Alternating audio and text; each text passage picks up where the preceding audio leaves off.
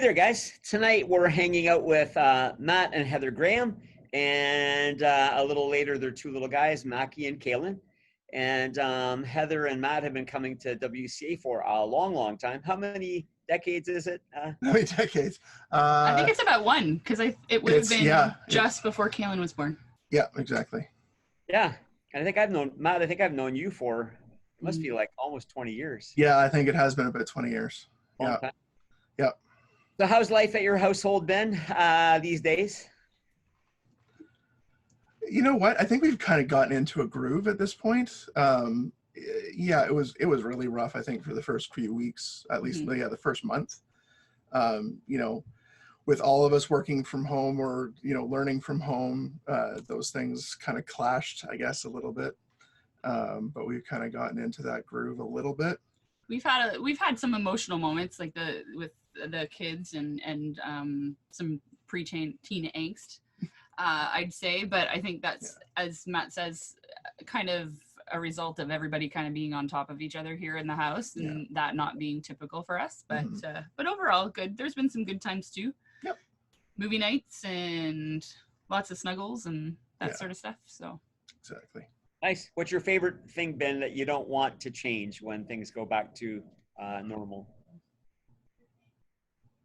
I don't know, the just the time that we're able to spend together. I mean, when you're at work, that is completely separate time. And you know what, I from a productivity standpoint on my part, that's probably more beneficial, but I kind of like the fact that I can, like, okay, I'm done this task, I'm going to go upstairs and check on the kids. I'm going to, spend some time with them, even for 20 minutes before I get into something else. That's been really nice. It really has. Cool. That connection. Yeah.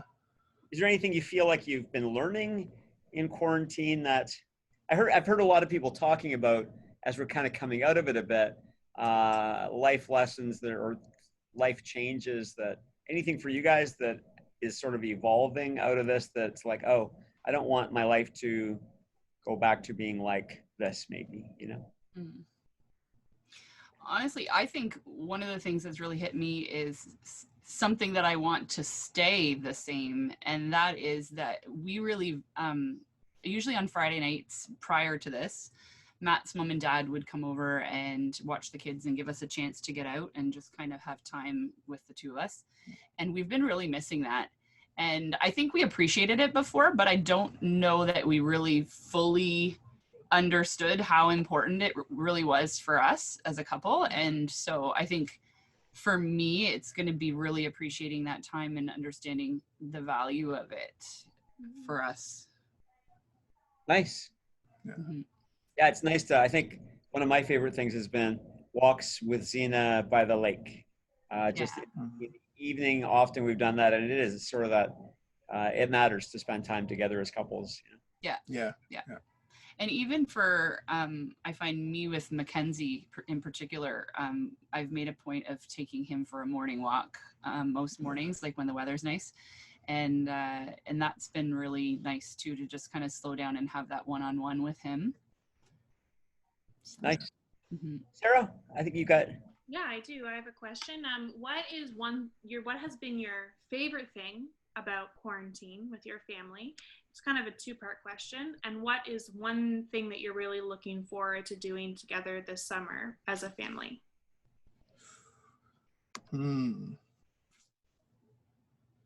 Favorite thing? I've enjoyed the movie. We've done a couple movie nights. That's been fun. And Mackenzie's gotten really snuggly over this time, so that's been really nice. I've been indoctrinating my son into the ways of Star Wars. Yes. We are on.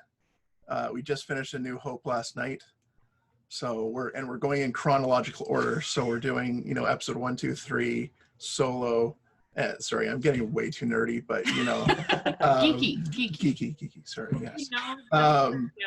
But yeah, that's just being able, to spend time with them, and in my industry, it's kind of a foregone conclusion that you work late nights all the time. And the nice thing is, because I'm working from home, I can do the late night if I have to, but still be around for them. Nice. We taught Kaylin how to play our favorite board game as Oh, well, yes. Settlers of Catan. Wow. And he actually likes it. And he won his second game just like his father. That was one of my son's favorite games. Yeah. That does not surprise me, but Loved yeah, it. it's awesome. You guys have any big summer plans as a family? I don't think we really do. Like it's because so much of this has been just like, okay, when things are, you know, we have to figure out what's open and what's available to us. Yeah. I think we're just going to be flying by the seat of our pants for most of the summer. You know, it'll be nice to get out a little bit more to, you know, some of the public areas, but still keeping our distance. But nothing concrete. We'll probably spend some time with our parents because we've been without them. My parents usually go to Myrtle Beach in January and February, and they just before this, they had just returned. They'd been home for about a week. Yeah. So we'd already been 2 months without seeing them. And then we had like one visit before everything locked down again. So now that we are able to visit them again, that's been really nice to be able to spend time with them and reconnect, and with Matt's parents as well. Yeah. So for sure. I'm taking a course as well in July, to an additional qualifications course for my job. So that will be busy as well. Mm-hmm. So yes, teachers work in the summertime. Yeah, they do. I don't believe it. So I think Pastor Jacob is going to read your family's favorite Bible story.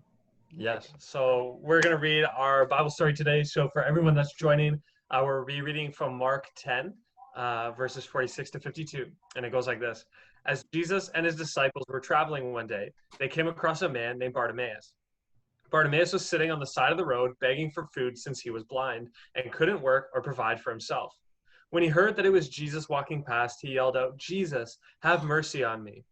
Some people around Bartimaeus told him to be quiet, but he didn't stop. He yelled again, "Jesus, have mercy on me." When Jesus heard Bartimaeus, he stopped, and he asked Bartimaeus to come to him. Bartimaeus was so excited that he jumped up and ran over, and Jesus asked him what it was that he wanted. And Bartimaeus said, "My teacher, let me see again."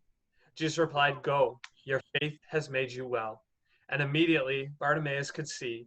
When Jesus heard Bartimaeus, he said to him, "Go, your faith has made you well." God doesn't ask us to earn his mercy. We can't earn it, but he wants us to have it anyways. So instead of earning it, he just wants us to have faith and ask. Bartimaeus asked Jesus to help him see again, meaning he had lost his sight and his ability to provide for himself. Has there been a moment in your life when you lost something important to you like Bartimaeus? How did it impact you and your family? Want me to answer this? Yeah. I think one of the things that we can connect to that is ironically related to our son Mackenzie, who is blind, and that is our vision of what we expected for his life when we were expecting him. Because when any parent is expecting a child, you have this idea of what life is going to look like for them and what you would want for them and dream for them. And so when we got Mackenzie's diagnosis, we kind of had to look at that and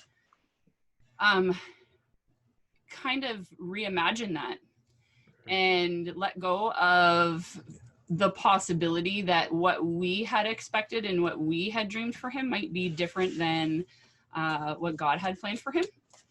And it reminds me a lot of when a lot in the disabled community, a lot of times when you get a diagnosis, there's this reading that people send to you. It's called Welcome to Holland. And it's about how you dream your whole life that you're going to take this trip to Paris. And you have all these ideas of things you're going to do in Paris and the things you're looking forward to seeing. And then you get on the plane and the plane lands and the pilot says, "Welcome to Holland." And you're like, wait a second, Holland isn't where I had planned to go. It's not where I dreamed I was going or what I wanted. And you get kind of down about Holland. And then you get off the plane and you start looking around and you see the tulips and you see the windmills, and you know the pace of things might not be the same as what you expected in Paris, but you see beauty in it. And so I think we kind of were able to do that. After a while, it took some time to kind of see that God had a bigger plan perhaps than what we expected. And that was good. Yeah. Mhm.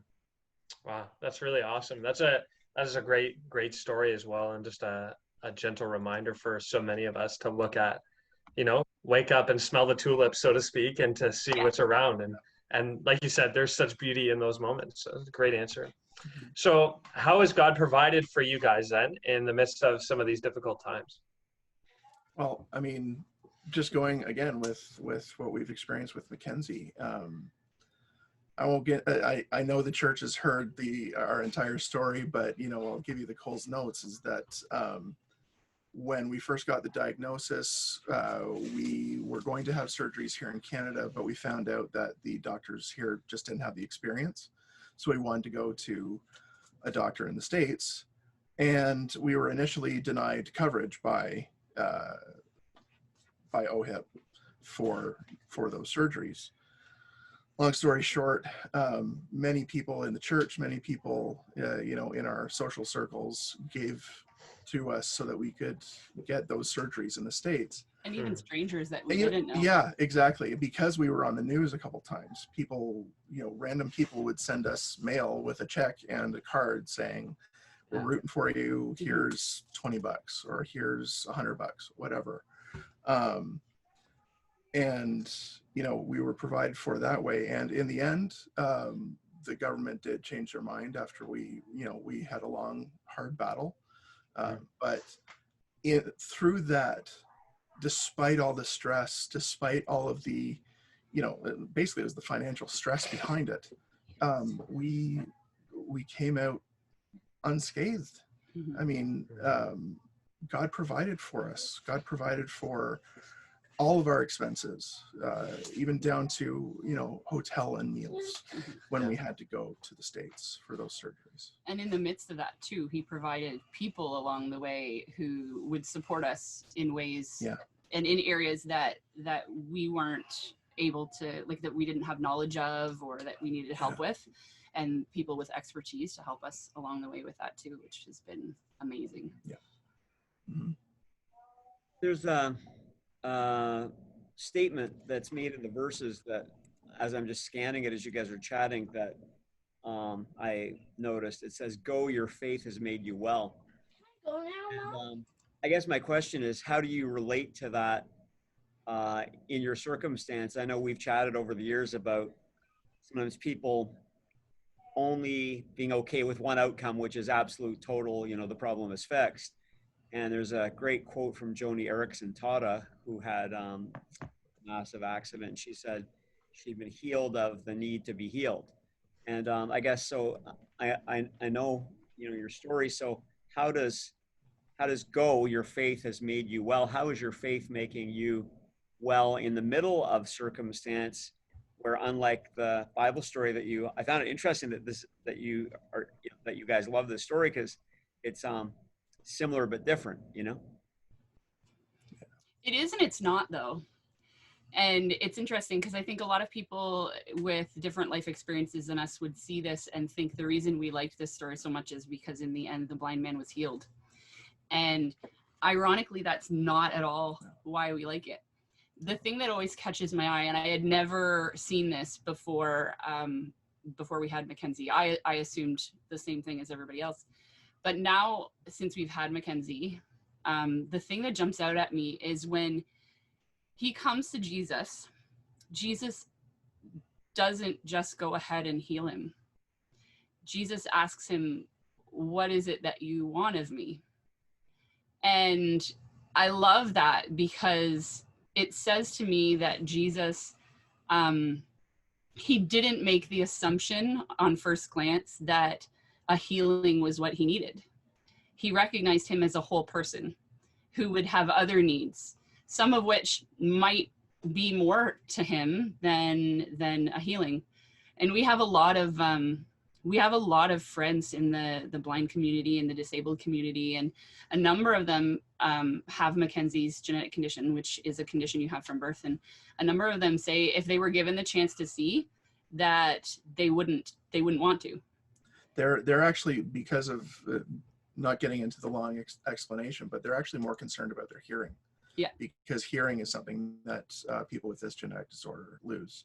Usually when they're About 13 years old. 13 years old, yeah. So yeah, I really like the idea that when we meet someone, we shouldn't make assumptions about who they are and what their needs are based on our biases and our prejudgments of them and our experiences. That we need to take the time to get to know them, that we need to take the time to build relationships with them, and connect with them, and understand what they perceive their needs to be. And there's just something really special to me about that he recognized that. Yeah. And that he wanted Bartimaeus to know that too, because in a way it's not just asking for consent from the person, but it's also saying, I recognize that you have value as a person aside from your vision. The prayer that it seems that Bartimaeus cried out in the story was, "Have Jesus have mercy on me." That was his whole prayer. Yeah. Which it's the old line of the Mass, "Lord have mercy, Christ have mercy." But it's like, what does that mean for you guys? The prayer he had as a guy who's blind, saying, "Lord have mercy on me," which is really an interesting phrase to use given his problem too. He doesn't exactly say, "Heal me" right there, right? It's more, "Have mercy on me." Mm-hmm. Yeah. Mm-hmm. I don't know. I guess he just recognized that he had a need, and he had whether that was physical, whether it was his ability to work, whether it was his ability to connect. I mean, he obviously ultimately asked for a healing, and in that time period, that would have meant, I mean, they didn't have the services and accommodations that a person with a vision impairment would have now, and so it meant that much more to him in some ways. And so it was more for him than just the healing. It was about a life, right? It's about survival. It was probably there was probably a certain amount involved in that situation in terms of how people reacted to him too. Yeah. Even today, we have friends in the disabled community who have children who are blind, who've been approached by people, complete strangers, saying that they needed to repent of their sins because there's something that they did wrong, because their child is blind, those sorts of things. And so if there are attitudes like that out now, today, I'm sure that sort of thing, he probably experienced that too. So there was probably a social isolation for him as well. Mm-hmm. So I'm sure, I mean, it was a whole lot of things for him. Yeah. And for us, I mean, seeing God's provision through our circumstances, seeing, the people that he's brought along the way to help us, seeing the purpose that he's brought to our lives through this, there's mercy in that too, right? That he will use us through this, that he will use this situation, that we can help other people, that we can teach people and help educate them about connecting with people with disabilities on a different level than they might have expected. And that Mackenzie would have purpose too. Yeah, and just being able to see who she's helped along the way. She has been a resource and a blessing to, I can't even count how many people within the blind community, within the Nori community. And that makes me really proud of her. So, yeah. That's awesome. Let me pray for you guys, and then I think Sarah's going to close. But God, thank you so much for Matt and Heather, and for Mackie and Kaylin. God, I thank you for their family. And Thank you, Lord, that you have mercy on us, Lord, in every one of our circumstances, with our challenges and troubles and trials, God, that you don't leave us alone and abandon us. And Lord, it's a reminder in the story even that life's problems aren't because you don't love us and don't care about us, but you're with us, Lord, in every circumstance and for us in every circumstance. And nothing will separate us from your love as your children, God. And we thank you so much for the light and the encouragement that Matt and Heather are to us as your family, Lord, that they inspire us to follow after you. And in the light of the challenges they walk through, Lord, it reminds us that there's nothing too difficult for you that you can't bring us through and help us and strengthen us to walk through and come out. I pray you'll just continue to be a blessing, to bless them and to make them a blessing in every environment where they are. We pray for Mackie's life, God, for the years that lie ahead, that you will just use him and do amazing things through him. And for Kaylin, God, that you'll just bless these two little guys and make their lives matter for your kingdom, and bless them with lives that are just filled with joy and peace, we pray in your name. Amen.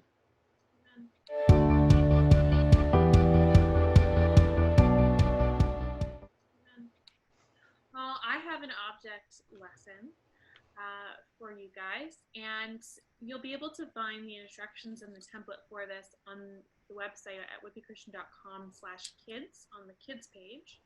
But I made a thaumatrope, and basically what a thaumatrope is, it's two pieces of paper taped to a stick, and one side has one image and the other side has another image. And this really reminded me of the story today, and especially something that Heather said. But I'd like to ask you first, what does this look like to you guys? It Looks reminds like me an eye, eyelash. an eyelash in the top, Yeah. And what does this look like? Well, the bottom. the and bottom, the pupil yeah. of the, yeah. You guys are too good. Sorry. Oh, you fooled them. They don't know what it is, but great. Oh, okay. So the So- first one actually looked like a sunrise. I'll give you that one. How about that? This one doesn't We're a look little biased. Yeah, Let's we be are. honest. Yeah. You're biased. Go in touch. And this one, I honestly thought this looked like a little alien. I'm not gonna lie. Or like Yep. even an astronaut or something, like with the big, An the hood, right? An Like, astronaut. yeah. Yep. Right. So this just reminded me so much of what you were saying, Heather, about how Bartimaeus, wasn't looked at always as a whole person. Even when he was calling out to Jesus, people were shushing him. They didn't want him to talk. They didn't see him or his needs as important. Or maybe they were making assumptions about what he needed. Mhm. And they had one view of Bartimaeus. And even Bartimaeus had a limited view. He had to take a huge step of faith. He didn't know that Jesus was going to respond to him. He had to have faith in Jesus. And he saw part of the picture, and the people around him saw part of the picture, but Jesus saw the whole picture. He saw the whole person of Bartimaeus. He saw everything that he needed. And especially Bartimaeus' prayer, Lord, have mercy on me. Yeah. We need mercy in every area of our life. Mhm. And Jesus sees the whole picture of our lives, but he also sees the whole plan for our lives. And you mentioned before that you're just so excited for the plan that God has for your sons' lives, both Kaylin and Mackie, Mhm. and how God sees their whole lives ahead of them, and how you had to change your perspective, but Jesus never did. Mhm. And just like this, when you take it, basically you take two pieces of paper. There'll be a template on the website, and you tape them to either side of a straw, and then you put the straw between your hands and you just rub it back and forth like this, and you should see one complete image. And it is, in fact, you guys are correct. You're just too good. But that just shows us that God sees us as a whole person. He sees everything that we need, and he sees his whole plan for our lives. And he is more excited about it than we will ever be. But that's it. That's my object lesson. Thank you, Sarah. Awesome. Thank you. I hope you appreciate that, Heather. I know you're 100%. Well, thanks for doing that with us tonight. It was fun, guys.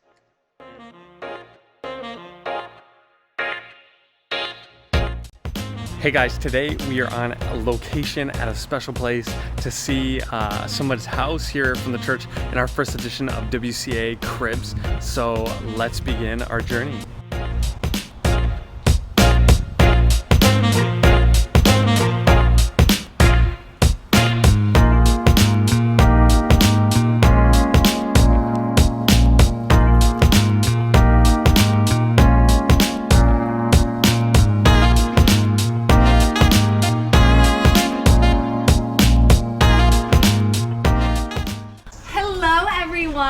Oh my goodness, I'm so glad you guys are here. I can't wait to show you my house. Welcome to my crib. All right, come in, come in. Awesome, I want to show you my front foyer. So this is really fun. Found all of these things secondhand except for that shoe rack. Bought that at Walmart and University. This is my favorite. Is it a bench? Is it a chair? I don't really know, but I'm just loving the vibe. So we're gonna move on. We have this really fun fireplace. It actually doesn't work. Secret, it's actually been like covered in. And there's a dog, it's not ours, it's our friend's dog. Sometimes we just borrow her. Her name is Pibbles.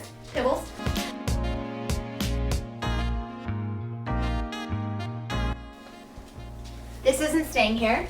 This is our bathroom. So exciting. This is also gonna change. I love this though. Fake plant, really good, really nice shelf ladder thing. So from here, we're gonna go into the kitchen. It's a little messy. We have a coat hanger. I don't know why. Had some cheesecake. We put in these awesome walls. Jacob drilled about 8 holes to try and find the stud and he couldn't, so we still have to fix that. We got, made this at my bridal shower. Yeah, also got some dirty dishes. We don't have a dishwasher or a drying rack, so this is how we do it on our stove. Look at my plant babies. They're healthy, I promise. But now we're actually gonna take you to the bedroom. You just get like a little snapshot of it. We have this really awesome hallway. It used to be a duplex, so I think this was like, I don't know. This is the bedroom! All you get is this corner because it's messy and not complete. Wow, that is a nice palm. And now we're coming into the backyard. We have a patio set. This table has seen better days, but it's still standing. Some grass, a little prickly. You might not want to walk on it, it's prickly, but we're gonna get there. Pebbles. Hey, come here. Come here. Oh, no. Okay. Oh, yeah. So, now you've seen our home, our backyard, our fridge, our old ice cream cake, and I really hope you guys can come hang out sometime. But we miss you all. And we love you. Ah!